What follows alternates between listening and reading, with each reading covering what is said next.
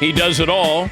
Covers college basketball, college football, and the Olympics. Pat Forde, Sports Illustrated senior writer.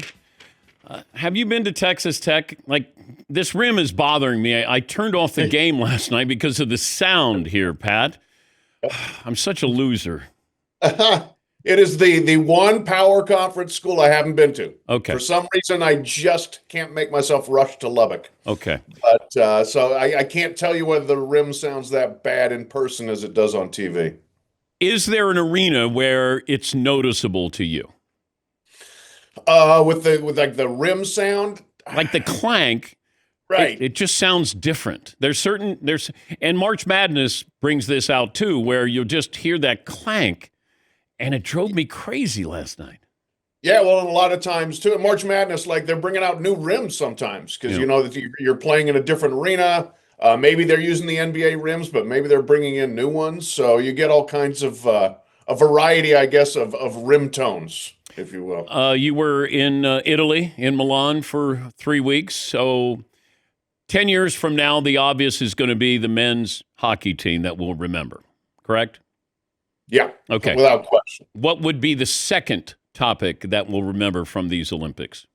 The women's team and the women's game, I think hockey. That was phenomenal. I covered both of those. And the intensity of that game was no less than the men's. I mean, I think like the Canadian fans especially are more bought in on the men's team, but they still support women's hockey. And hockey is their birthright sport. And they don't see themselves losing and having it be justifiable in any way, shape, or form. It's like if the U.S. doesn't win gold in basketball, right? There's no excuses, no justifiable excuses. So the investment is immense there. And the U.S. in the women's tide was so dominant and blew out the Canadians, and you think that's going to be a walkover, and it ended up being this unbelievable dogfight that really mirrored the men's. It was 1-1 in OT, going into overtime, took a spectacular goal to win. So I think that one really stood out to me as well. The skiing, the alpine skiing, Schifrin, and then the horrible, horrible injury to Lindsey Vonn as well. We made a movie out of the Miracle on Ice. This hockey team, it played out like it was a movie in real life that's happening here. I could see Timothy Chalamet playing Jack Hughes with his teeth cracked at the end of it. Johnny Hockey, they bring out Goudreau's jersey. They bring out his kids on the ice. Us against Canada. I don't know. It just felt theatrical more than, I thought it was going to. 100% cinematic. That's for sure. Yeah. I mean, it was incredible. Not just, the storylines, but then the way the game played out. And then, yes, the aftermath, the elements, first of all, yes, of the guy that scores the winning goal getting his face busted open a few minutes earlier. But then, yes, the Gaudreau scene was incredible there in person. I ended up standing behind Johnny Hockey's family during the anthem and talking to his dad immediately afterward. And, you want to talk about an emotional scene and just, it was hard for them to be there, really hard for them to be there. But the pride that they had, and then I think the way that they were honored by the team was immensely gratifying for them. How surprising was it to actually see them there? I was surprised. Again, I don't know whether if I were in that situation would have the wherewithal to be there for that. But they're a hockey family. Guy Gaudreau, the dad, was a player, was a coach. Hockey is in their blood, and so they were certainly going to be watching the games anyway. And I think, the pull or the investment, the invitation that was offered for them to be part of it, and in such a meaningful way, I think really sold them on let's go ahead and do it. And then to have it turn out that way, for Americans to be pretty badly outplayed for a lot of that game and still find a way to win and then to honor him. You're right. That is theatrical. Pat Forde, Sports Illustrated senior writer, and his podcast, Others Receiving Votes. I was curious about some of the talent at the Combine. You cover college football, and best player you saw this year at any position was who? Maybe Jeremiah Love in terms of I think translation to NFL, I look at him and I think that I'd be really shocked if he missed. I think Fernando Mendoza's awesome. I voted for him to win the Heisman. He's probably going to be the first pick, but quarterback going into the Raiders in that situation, best of luck to you. Ruben Bain from Miami is another guy who I think is close to can't miss. Just incredible motor, violence, instinct, everything, and at a position where there's always a premium on talent for rushing the passer. Ty Simpson, I got to see him a couple of times, like a full game, and I was impressed with him. But then at the end of the year, he fell off. The team fell off. He got hurt, but it still feels like, supply and demand. There's one, it feels like surefire quarterback, and then there's a couple that I don't know. Yeah. And that brings me to somebody is going to jump in the first round probably and draft him, and in any other draft, he's probably not a first round pick. Right. There's a very low supply of good quarterbacks this year, and so he becomes more valuable. And I agree. Look, there are times I thought he played exceptionally well. He would have great games or he would have great stretches of games. But then by the end of the season, he was not very effective. It looked like he had lost a lot of his confidence. Against Indiana, he looked completely perplexed, confused, overwhelmed. And then he ended up getting hurt. Quarterback, to me, it's such a learning position. The very few guys just come in and are ready to go right away. And so I think you look at Ty Simpson and think, yeah, he can get there. But are you going to thrust him into a bad position early and risk, fracturing his confidence even further than it seemed like it happened at Alabama? I don't know. That's one of those things. That's why they pay GMs to kind of do that calculus of how soon do we need somebody who's probably not ready. I don't know if it's an aberration. I don't know if it's just a stretch here, but it suddenly feels like college football runs through the Big Ten and not the SEC. If you're the SEC, you don't have tech money. Some have oil money, but how do you counter the Big Ten moving forward? It's a great question because there has been an undeniable shift, right? They've won three straight national championships with three different teams, the kind of thing the SEC used to do. The SEC hasn't had a team in the championship game the last 3 years. And yes, the pockets tend to be deeper with alumni bases at those huge, relatively academically prestigious Midwestern universities, Eastern, some to the West too. They're all over the place now with the Big Ten. I think what you have to do is get back to proof of concept and say, we will pay you enough so that you're getting a good college living, but we're going to get you to the NFL where you're going to make a great college living. You've got to be able to show we're going to put guys in the first round and we're going to get you those contracts and you're going to be rich. Regardless, you're going to be kind of rich in college and then you're going to be filthy rich afterwards because you played at Georgia or you played at Alabama or you played at Texas.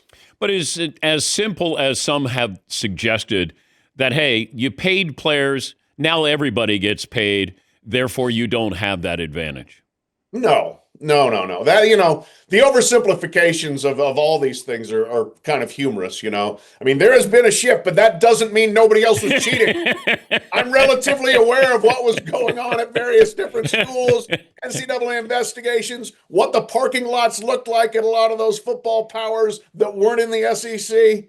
Come on now. It's not that simple. Okay. Is it a factor to a degree? Yeah, but it's not the factor. Okay, you don't have to name the school, but is there one, that maybe was egregious in what they were doing?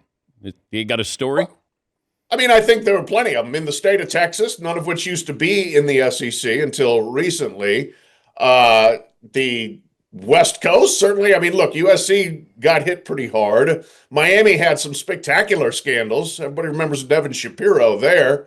Clemson had some stuff going on back in the day. So, it's happened. It's been around at various places. So I'm not here to say that everybody else was clutching their pearls pristinely while the SEC was wheeling and dealing. Okay, but should USC have been punished as harshly as they were for the Reggie Bush situation? In retrospect, no.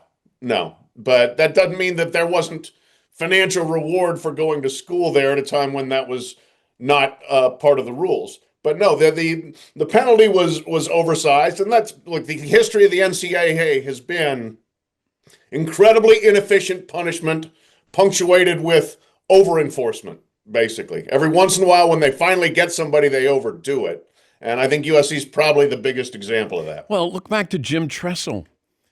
Yeah. That was over tattoos and players, trading in their equipment to get, jerseys. Like, sure, cost him his now, job. Tressel lied about it, and that's what Yes. brought the hammer down. The lie yes, always gets you. Yeah. The economics of it are pretty laughable by what we're looking at today. The number one storyline in college basketball is what? To me, it is this unbelievable freshman class and whether or not they can get over against some of the more experienced teams in front of them. Like Michigan and Arizona's got a really good freshman co-peat, but Michigan has got this kind of juggernaut team that's not relying on the young guys, but then Duke's got Boozer and so many different teams have great freshman players. Kansas has Peterson. There's like 8 really good freshmen. Can they take a team to a national championship in March? In April. I think Florida, look out for them. They're coming together at the right time, and that is not a freshman-dependent team either. So can the veteran teams beat the freshman-led star teams? The Darren Peterson situation, what do you make of this? That he might be the best player in college basketball, but I would not be drafting him until I got further explanation into, do you really love basketball? Yeah, that would be my point exactly. If I'm an NBA GM, like there are going to be 10 good freshmen coming out. And do you want one who's going to be like, I'm not playing today, or tomorrow, check back on Thursday, we'll see. I'm going to take myself out of games. That you're going to make a massive investment in somebody who hasn't proved what you said.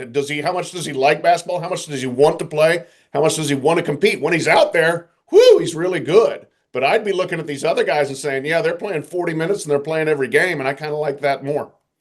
When does tournament expansion start? They're still pushing for it for 2027. I would expect it to probably happen then, and they'll go to 76, and it'll be terrible. But, that's what Charlie Baker wants. That's what a lot of other people want. They're trying to, dredge some more money out of the broadcast deal for this, but they also want to make everybody happy by getting more teams in the tournament. I think it's a terrible development. I don't think it helps the tournament in any way, but I think it's coming. Whether it's 27 or beyond, there's been a lot of backlash that's pushed it back. I thought it could be this year, and now it's a maybe probably for next year. So the backlash has at least forestalled things a bit. Okay, but what happens first, college basketball expansion or college football playoff expansion? Oh, college football playoff expansion is certainly coming. 16, hopefully, and not this ridiculous 24. It may coincide. May both be in 2027. That might be what we're looking at here. But, I like 12. I think 12 is great, has been really good for the last 2 years. Happy to see it again in 2026. But they want 16, and if it's a choice between 16 or 24, I'll run to 16. It's about money, Pat. I mean, all these years it was 1 versus 2, and then we went to 4, and I was happy at 4. Yeah. We doubled the size of the playoffs. Now you go to 12. I'm happy with 12, but they're looking at all the money here.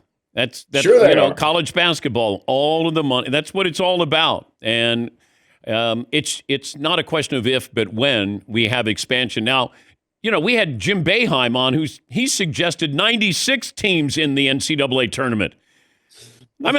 Come on. Every coach would want expansion to ensure they get into the postseason. But after a while, I grew up when it was 32 teams in the NCAA tournament. And that seemed like a lot back then. Yeah, and they expanded to 40. It was like, whoa. And then they went to 48. Whoa. I thought 64 was the absolute sweet spot. Fantastic. They went there in 1985. The seeding 1 through 16, everybody played the same number of games. It was perfect. Then they started junking it up more, and they're going to continue to junk it up more. Never listen to the coaches. Don't look. Jim Boeheim's a great coach. It doesn't mean he knows what's good for college basketball. He knows what's good for coaches. They all only think of themselves. They love never think of anything outside of this is my worldview right here. These binoculars, these blinders. I love it. You're fired up already, ready to go. I love it. Let's go. Bring on March. Thank you, Pat. Good to talk to you. All right, you too, Dan. Pat Forde, Sports Illustrated senior writer, back from the Olympics, covers college football, college basketball, and his podcast called Others Receiving Votes. We'll take a break. Your phone calls coming up next.